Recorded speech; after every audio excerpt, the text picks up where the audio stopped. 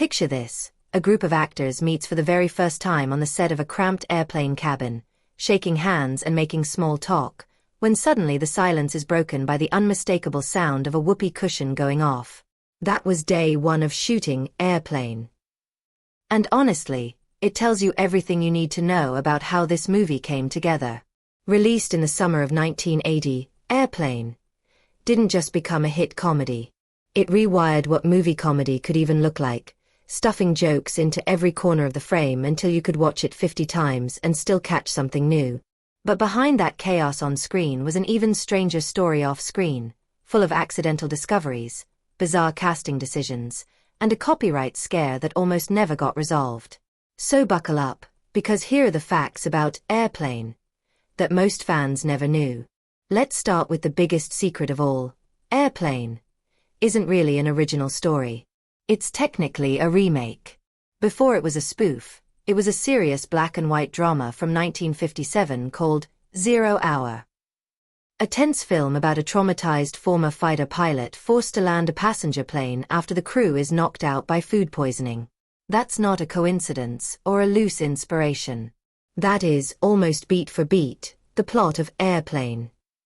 The three creators, Jim Abrahams, David Zucker, and Jerry Zucker, known collectively as ZAZ, stumbled onto 0 Hour almost by accident. Back in the 1970s, before they were famous, they ran a small sketch comedy troupe and used to record late-night television just to study the commercials for parody material. During one of those recording sessions, they happened to catch 0 Hour airing on TV, and something about its stiff, overly serious tone stuck with them. Jerry Zucker later described it as a nearly perfectly structured film, and the trio began using it as a writing exercise, just to teach themselves how a screenplay was put together. But somewhere along the way, that exercise turned into something bigger. They liked the bones of the story so much that they kept the entire plot intact, borrowed character names, and lifted large sections of dialogue almost word for word, right down to keeping an exclamation point in the title. Because their script leaned so heavily on someone else's work, the ZAZ team knew they were flirting with a serious legal problem. Even though their lawyers believed the finished film would likely be protected under parody law, they didn't want to take any chances, so they went ahead and negotiated the rights to officially remake 0 Hour. The studios that owned it, Warner Brothers and Paramount, agreed to sell those remake rights for roughly $2,500, a shockingly small price for a purchase that gave the filmmakers complete creative freedom to do whatever they wanted with the material. It's a strange twist of fate that the film so closely mirrored its source that when awards season rolled around, Airplane ended up nominated for Best Adapted Screenplay by the Writers Guild of America, not an original one. In other words, one of the most beloved comedies of all time technically owes its Hollywood recognition to a drama most people have never heard of. That devotion to the original material shaped everything about how the movie was made, especially the way the actors were directed to perform. The filmmakers insisted that every single actor play their role completely straight, as if they were still starring in 0 Hour, and not a comedy at all. No winking at the camera, no exaggerated reactions, nothing that acknowledged the absurdity happening around them. This was actually a point of real anxiety for the studio executives at Paramount, who worried that if the actors didn't signal to the audience that this was a joke, people simply wouldn't laugh. But that gamble on deadpan delivery turned out to be the entire secret sauce of the film's humor. Watching a cast behave with total sincerity while chaos unfolds around them is precisely what makes the jokes land as hard as they do. That philosophy extended directly into casting, and it explains one of the strangest choices in the entire movie: hiring Leslie Nielsen. At the time Airplane was made, Nielsen was known almost exclusively as a serious dramatic actor, most famous for playing the doomed ship's captain in The Poseidon Adventure. He wasn't viewed as a comedic performer at all, and that was exactly the point. The directors deliberately avoided casting recognizable comedy stars because they wanted actors who genuinely knew how to look terrified, panicked, or grave under pressure, since that sincerity was what would sell the jokes. Nielsen reportedly had wanted to try comedy for years but never got the opportunity, and Airplane ended up completely relaunching his career, eventually leading him into franchises like The Naked Gun. To keep the mood light on set despite the deadly serious performances required of him, Nielsen apparently carried around a handheld whoopee cushion, using it constantly to crack up the cast and crew between takes, a habit that reportedly became such a running gag that the prop eventually had to be reined in just so filming could stay on schedule. Casting the rest of the film became its own chaotic saga, especially when it came to finding the lead, Ted Stryker. Paramount executives wanted a big, obvious comedy name in the role, floating stars like Chevy Chase, but the directors held firm on their vision of using a straight-faced dramatic actor instead.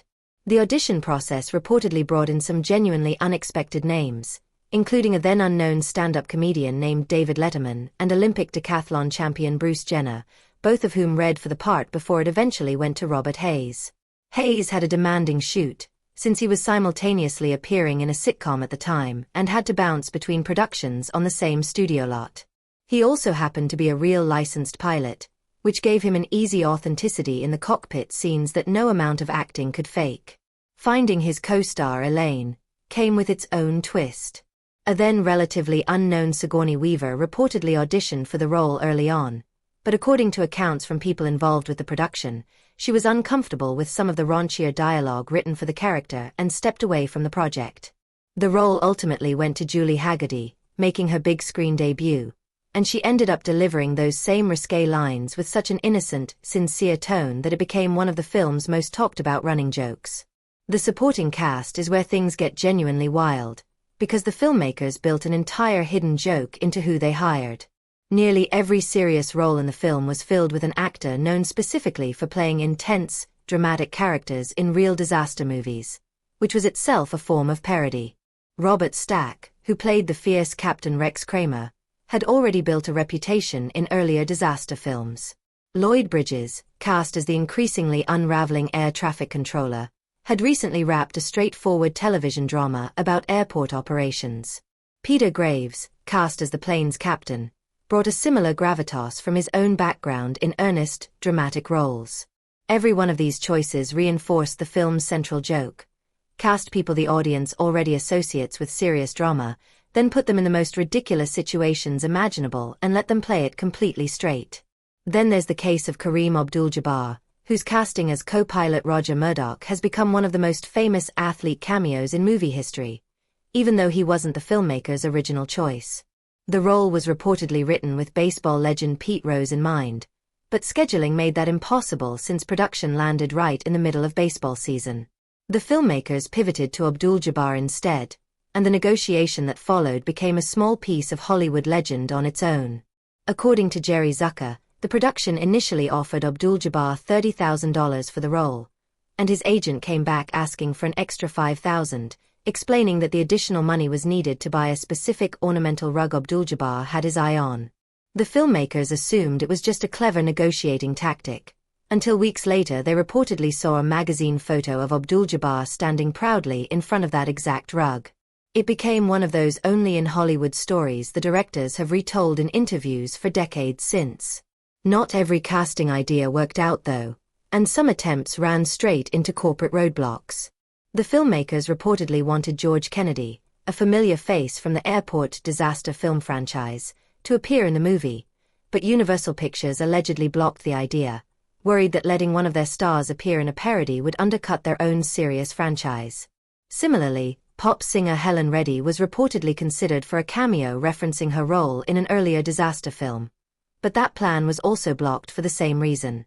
The filmmakers pivoted to hiring other performers connected to the disaster genre instead, weaving in these layers of insider references that longtime movie fans could pick up on even if casual viewers had no idea.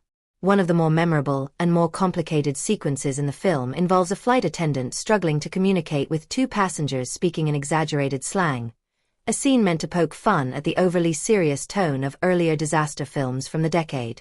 According to accounts from people involved in casting, the actors who eventually played those two passengers came in for auditions and found that the dialogue as originally written simply didn't sound authentic, so they began improvising and rewriting the lines themselves on the spot. The filmmakers were reportedly impressed enough to hire them immediately and lean into their contributions, giving the scene a rhythm that wouldn't have existed with the original script alone.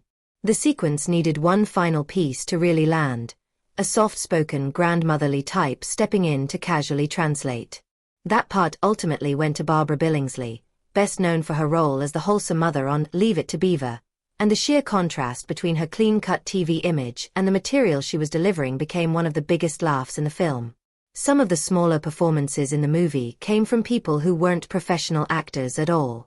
The filmmakers needed voices for the airport's paging system, characters bickering over parking zone announcements, and rather than hiring performers to fake that distinctive flat, mechanical airport announcer cadence, the production reportedly tracked down the real people who had recorded those actual announcements for a major airport.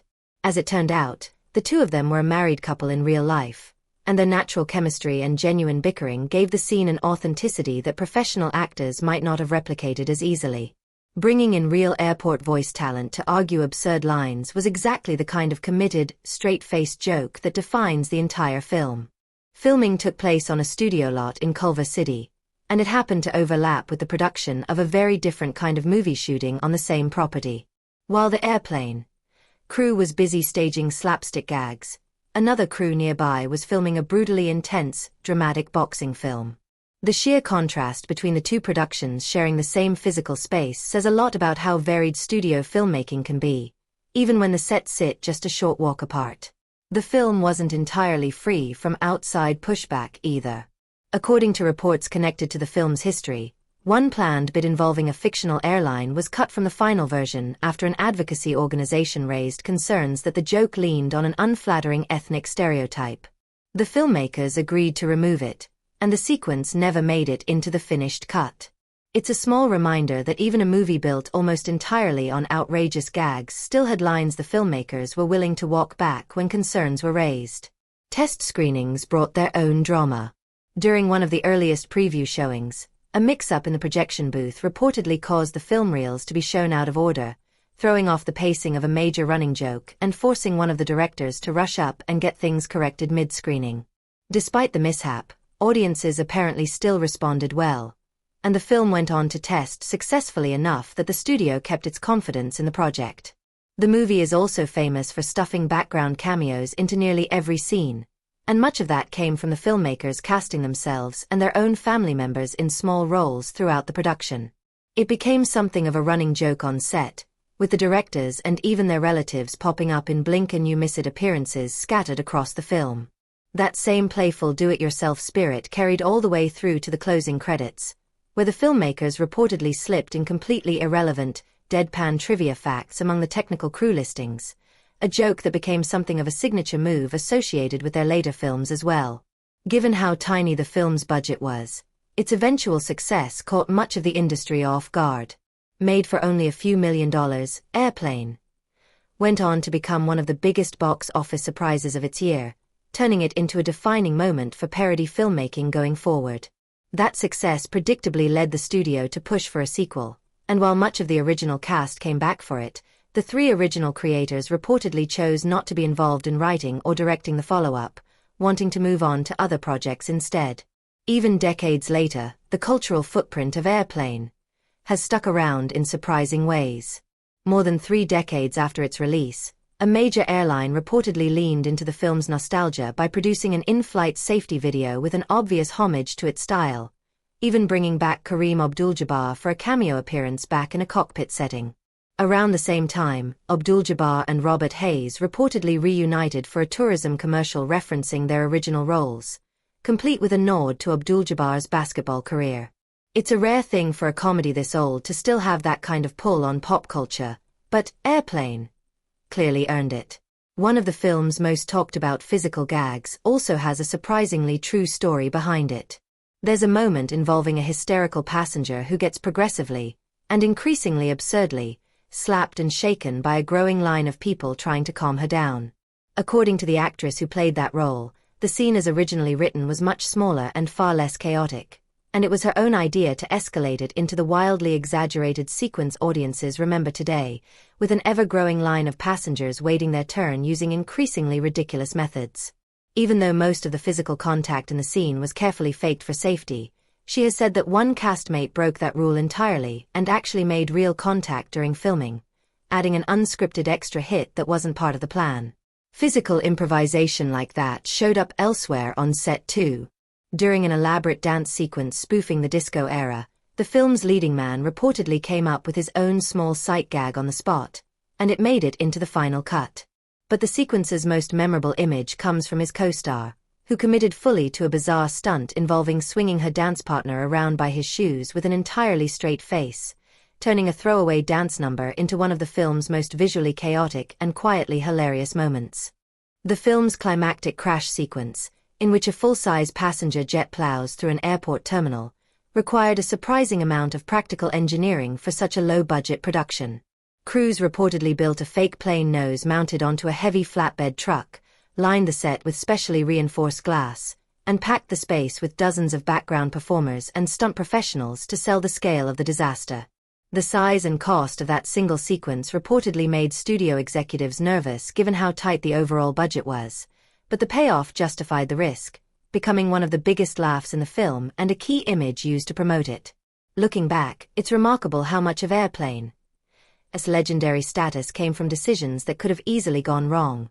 Buying the rights to an obscure drama almost as an afterthought, casting dramatic actors instead of comedians, gambling on unknown performers and even non-actors, and trusting improvisation from the cast at nearly every turn. Instead of playing it safe, the filmmakers leaned into absurd choices at every stage of production, and audiences have been rewarding that gamble for more than 4 decades. So the next time you rewatch it, whether it's your first viewing or your 50th, there's a good chance you'll notice one of these hidden stories playing out right in front of you. What's your favorite scene or hidden joke from Airplane? Let us know in the comments, and if you enjoyed learning the real story behind this comedy classic, don't forget to like, share, and subscribe for more deep dives like this one.